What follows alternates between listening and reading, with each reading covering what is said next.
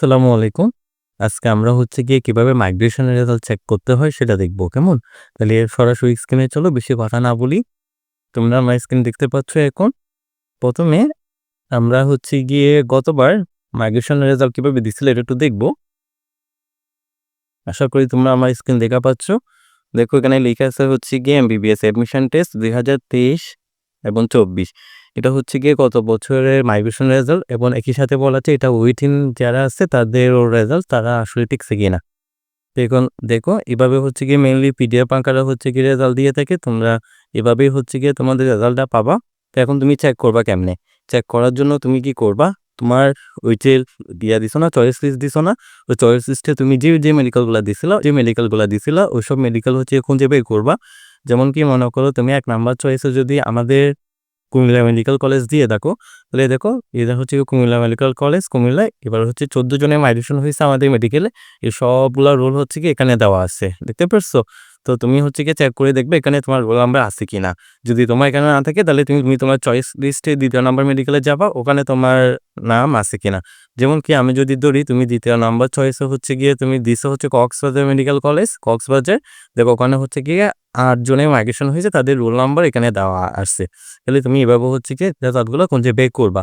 আর যারা ওয়েটিংয়ে আছো তাদের জন্য হচ্ছে গিয়ে তোমরা কি করবা, লাস্টের যে মেডিকেল আছে সুনামগঞ্জ বা তোমার আরো কিছু মেডিকেল আছে তোমার ওইদিকে নওগাঁ মেডিকেল, ওইসব মেডিকেলে গিয়ে হচ্ছে তোমার রোল নাম্বার খোঁজ করবা ওখানে তোমার মেডিকেল আছে কিনা, তোমার রোল নাম্বারটা আছে কিনা। যেমন কি এখানে দেখো বঙ্গবন্ধু মেডিকেল কলেজ সুনামগঞ্জ, দিতে পারছো? তো ওখানে ৩৫ জনের হচ্ছে গিয়ে মাইগ্রেশন আর হচ্ছে গিয়ে তোমার নতুন বাদু ওয়েটিং লিস্ট থেকে টিকছে। এদের রোল নাম্বার দেওয়া আছে, যেখানে হচ্ছে এম দেওয়া আছে। এম মানে হচ্ছে মেরিট, ওরা হচ্ছে গিয়ে মেরিট থেকে হচ্ছে গিয়ে এবার টিকছে। বুঝতে পারছো? তো এখানে হচ্ছে গিয়ে এগুলো হচ্ছে ওদের রোল নাম্বার, এভাবে তুমি চেক করবা। এখন দেখো এটা হচ্ছে গিয়ে তোমাদের গত বছরের রেজাল্ট। তুমি তোমার রেজাল্ট কেমনে বের করবা? তুমি তোমার রেজাল্ট পাবা হচ্ছে গিয়ে বাংলাদেশ স্বাস্থ্য অধিদপ্তরের একটা ওয়েবসাইট আছে। তুমি যেকোনো একটা ব্রাউজারে যাবা, গিয়ে হচ্ছে গিয়ে সার্চ করবা হচ্ছে গিয়ে DGME dot portal dot government BD. ঠিক আছে? লিখে সার্চ করার পর তুমি বাংলাদেশ স্বাস্থ্য অধিদপ্তরের হচ্ছে গিয়ে ওয়েবসাইটে যাবা। ওয়েবসাইটে একটু লোডিং হচ্ছে।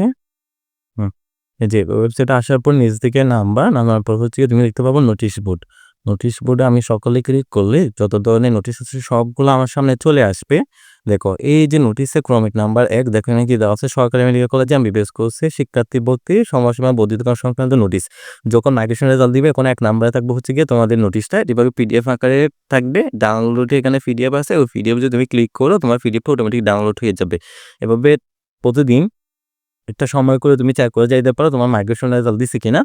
তো দিলে তুমি এভাবে পিডিএফ ডাউনলোড করে তোমার রেজাল্টটা জানতে পারবা। আবার তুমি জানো হচ্ছে গিয়ে তোমার রেজাল্ট দিয়ে দিছে, তখন তুমি এখানে আসার দরকার নাই। তুমি সরাসরি এখানে সার্চ করবা এমবিবিএস মাইগ্রেশন রেজাল্ট। বুঝতে পেরেছো?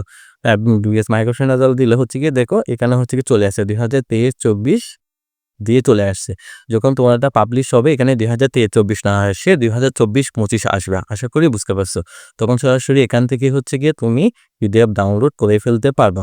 আশা করি বোঝাইতে পারছি। তো সবার জন্য বেস্ট অফ লাক। আশা করি তোমরা তোমাদের প্রত্যাশিত মেডিকেলে চান্স পেয়ে যাবা।